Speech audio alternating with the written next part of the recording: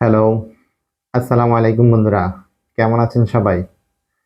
আশা করি ভালো আছেন। আমিও আল্লাহর রহমতে ভালো আছি।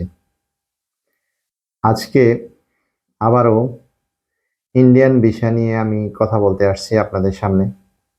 তো আমি জানি অনেকেই এই সমস্ত বিষয়গুলা নিয়ে বিরক্ত ফিল করেন যে আসলে কি কোনো রিয়েল কিছু পাচ্ছি না। প্রতিদিনে বলতেছেন হচ্ছে, হবে এরকম একটা বিষয় নিয়ে একটা ধূম্রজাল আছে। তো ১ম এই কয়েকটা বিষয় ক্লিয়ার করে নিই। আসলে অনেকে আমার কাছে সহযোগিতা চাইছেন। আমি ফোনে বিভিন্নভাবে কথা বলছি। কাউকে বলছি যে আবেদন করে দিব, কাউকে ইয়ে করে দিব, এটা আমি বলছি। এই সকল বিষয়গুলো আমি ক্লিয়ার করব এবং যারা আমিও তো পাসপোর্ট জমা দিছি, ভিসা পাইছি। এই সকল বিষয়গুলো আমি একটু ক্লিয়ার করতেছি আপনাদের কাছে। ১ম কথা হচ্ছে যে আসলে আপনি ইন্ডিয়ান ভিসার বিষয়টা এখন একটা চক্রের হাতে চলে গেছে অনেকটা। আপনি যত চেষ্টাই করেন, যেভাবেই করেন, আমি আমার অভিজ্ঞতার আলোকে আমি কথাগুলা বলতেছি। এটা আসলে এম্বাসির দোষ দিয়ে লাভ নাই। এটা আমাদের নিজেদের সমস্যা। যে সমস্যাগুলোর কারণে আজকে আমরা সবাই ভুক্তভোগী হচ্ছি।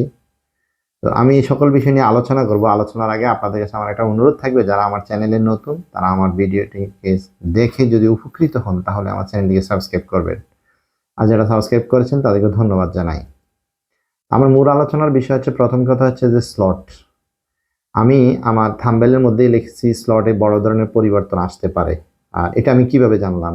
তাহলে এটার সত্যতা কি? আমি এই বিষয়টা আপনাদেরকে ক্লিয়ার করতেছি। স্লটের যে পরিবর্তন,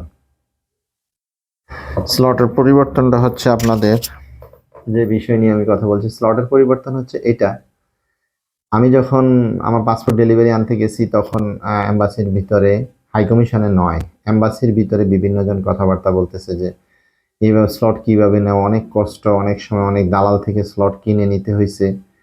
যখন এই সমস্ত কথাগুলো হচ্ছে তখন অফিসাররা কয়েকজন, স্বাভাবিক, এখন কাজ কম, অনেক ফাইল জমা কম হয়, যেখানে 84 থেকে 80টা ডেস্কের মধ্যে 20-30 জনে কাজ করতেছে, নিতেছে।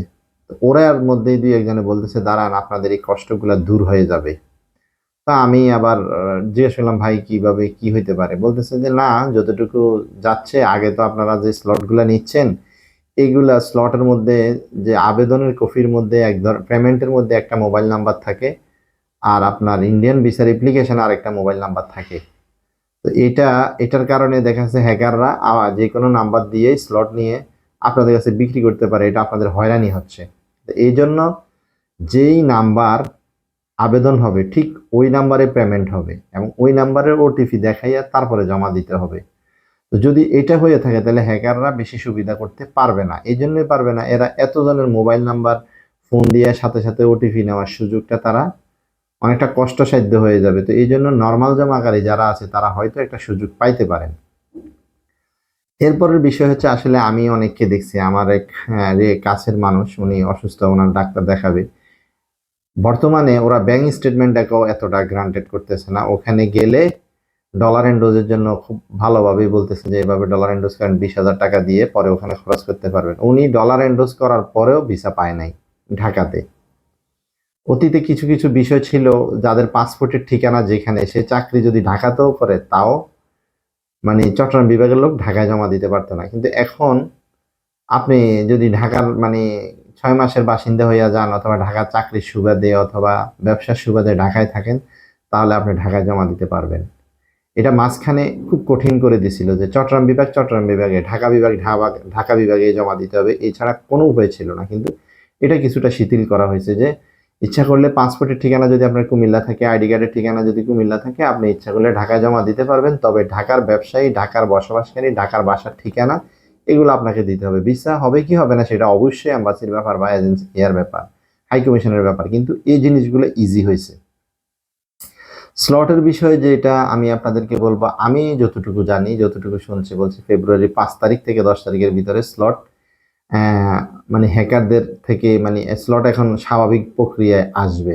কিন্তু যে আশা আসছে, আসলে আমরা যতই বলি না কেন, যারা আবেদন করতেই জানে না তারা স্লট নেবে কিভাবে? স্লট নেওয়াটা খুবই কঠিন একটা বিষয়। এটা আসলে আমাকে অনেকেই ফোন দেন, ভাই আমার একটা সহযোগিতা করেন। আমি হয়তো বলতে পারবো, কিন্তু আসলে স্লটটা নেওয়াটা খুব, সামনে স্লট নেওয়াই যাবে না, কারণ আমি আপনাকে ফোন দিব ওটিপি গেছে কিনা, এটা বলতে বলতেই দেখা গেছে সার্ভার ডাউন হয়ে গেছে, সার্ভার সমস্যা হয়ে গেছে। তাহলে আমি আপনার আবেদনটা কিভাবে করব? আমি সবাইকে পরামর্শ দিছি, আপনি যে জেলায় আছেন, যে বিভাগে আছেন, ওখানে কম্পিউটার দোকানে যাবেন, ওখানে আবেদন করবেন, ওনাদেরকে রিকোয়েস্ট করবেন, স্লট কিভাবে নিবে ওইটা দেখবেন। কিন্তু আপনারা স্বাভাবিক নিয়মের দৃষ্টিভঙ্গি থেকে আমি আপনাদের কাছে একটা পরামর্শ দিব, যে যে বিভাগে আছেন ওই বিভাগে অবশ্যই কোনো না কোনো ভাই এক্সপার্ট আছে ইন্ডিয়ান ভিসার ক্ষেত্রে, ওদের সাথে আলাপ করে স্লট নিয়ে আপনাদেরকে জমা দিতে হবে। আমার মূল যে বিষয়টা হচ্ছে স্লটের যে পরিবর্তন আসছে আমি সেটা আপনাদেরকে ব্যাখ্যা দিছি। আর 2 নম্বর কথা হচ্ছে, হ্যাঁ আমি মেডিকেল ভিসা করছি, যে আমি নিউরোলজি ডাক্তার দেখাবো, এই কারণে আমি মেডিকেল ভিসা নিছি। মেডিকেল অ্যাটেন্ডেড নেই নি, শুধু মেডিকেল ভিসা করছি, যাক ভিসা হয়েছে আলহামদুলিল্লাহ। আর বাকি বিষয়গুলো হচ্ছে যে, আবার যে আমার সাথে আমি বাইরে হওয়ার সময় এম্বাসির সামনে অনেকের সাথে দেখা হয়েছে, সকল কিছু প্রপার ডকুমেন্টস, আমারও প্রপার ডকুমেন্টস ছিল। আবার অনেকের মানে কথাবার্তায় তো বোঝা যায় কিছু ফেক ডকুমেন্টস দিয়েও ভিসা হয়ে গেছে। এখন আসলে ভাই এটা তকদির, কারণ আমি ওই দিন আমার এক ছোট ভাই দেখতেছি যে ইন্ডিয়ার যে সাপোর্টিং গ্রুপটা আছে ফেসবুকে, সেখানে লেখছে 7 বারের পরে ডান। তার মানে সে ঢাকায় 3 বার জমা দিছে। সে এটা বলতে চায় নাই কন্টাক্ট নন কন্টাক্ট, এটা বলে না। এরপরে চট্টগ্রামে 4 বার। তার মানে আপনি চিন্তা করেন 5 আগস্ট থেকে সে 7 বার চেষ্টা করে লাস্টে ডাবল এন্ট্রি পায় নাই, মেডিকেল ভিসা করছে। তাহলে আপনাকে বুঝতে হবে যে মানুষের ধৈর্য কতটুকু থাকতে পারে। 7 বার দেওয়ার পরে সে অবশ্যই কন্ট্রাক্টে করছে, সেটা কন্ট্রাক্টেই করছে, জিজ্ঞাসা করছে আর বলছে যে হ্যাঁ লাখ টাকার মতো কন্ট্রাক্ট দিয়েছে, ভিসা করছে। তো এই জন্য অনেকে হয়তো মনে করেন যে ভাই আমার স্লটটা নিয়ে দিলে আমি হয়তো এমনি নিয়ে যেতে পারবো, এমনি ভিসা হয়ে যাবে। না, আসলে ভিসা পাওয়াটা এখন একটু কঠিন।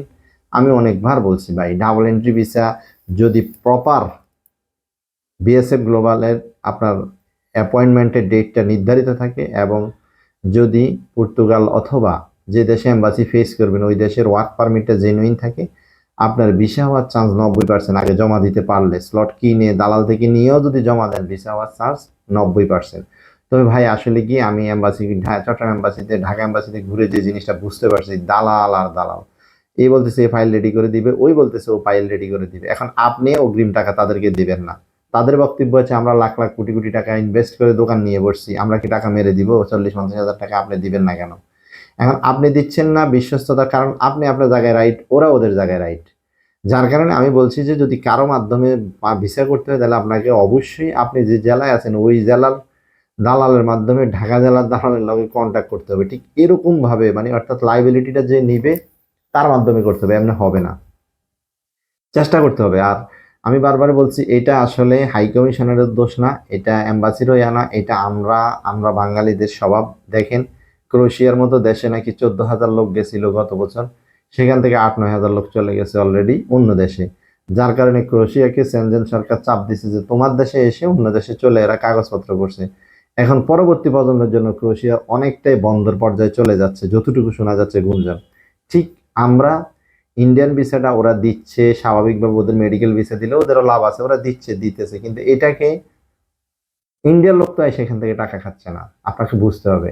ওরা দিতে চাইলেও আমি আপনি এই সমস্যাগুলো সৃষ্টি করতেছি, তার মানে আমরা ব্যক্তিগতভাবে অসৎ হয়ে যাচ্ছি।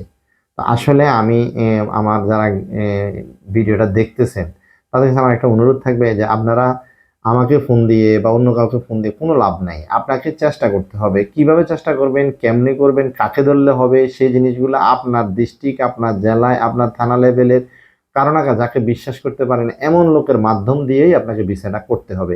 এছাড়া আর কোনো রাস্তা আমি মনে করি খোলা নাই। আমি যাদের ফাইল করব, আমি একজন বোন আমাকে ফাইল দিছেন, আমি কলকাতায় অ্যাপোলো হসপিটালের অ্যাপয়েন্টমেন্টের জন্য আজ 3 দিন হয়েছে এখন পর্যন্ত অ্যাপয়েন্টমেন্ট পাই নাই।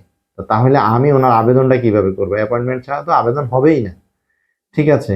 তো এরকম কিছু বাধ্যবাধকতা থাকে। আবার সকল মেডিকেলের কাগজপত্র পাঠানো, অনেকগুলা কাজ করতে হয়। তো এগুলা যদি না হয় তাহলে, তবে 5 তারিখের পর হয়তো স্লটের যদি এটা, আমি তো ভিতরে শুধু জাস্ট পাসপোর্ট আনতে গিয়ে কথাটা শুনছি।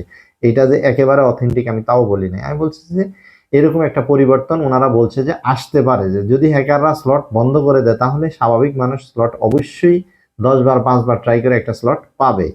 এই জন্য স্লটের পরিবর্তন আসবে, আমি সেটা বলছি। আর যেই ভিসাগুলো এক এক সময় এক এক জায়গায় ভিসার রেশিও ভালো। কিছুদিন ঢাকাতে গত 15 দিনের মতো ঢাকা ভিসার রেশিও ঢালাওভাবে মোটামুটি যারাই জমা দিছে অধিকাংশই ভিসা পাইছে।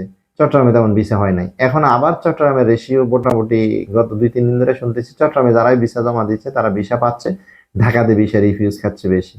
আসলে এগুলা মানে ক্রমান্বয়ে উত্থান পতনের মতোই চলতেছে। তো এই জন্য সবাই সব রেশিওর হিসাব করে চিন্তা করে ইন্ডিয়ান ভিসার জন্য জমা দিবেন। আশা করি ভালো থাকবেন। আল্লাহ হাফেজ। আসসালামু আলাইকুম।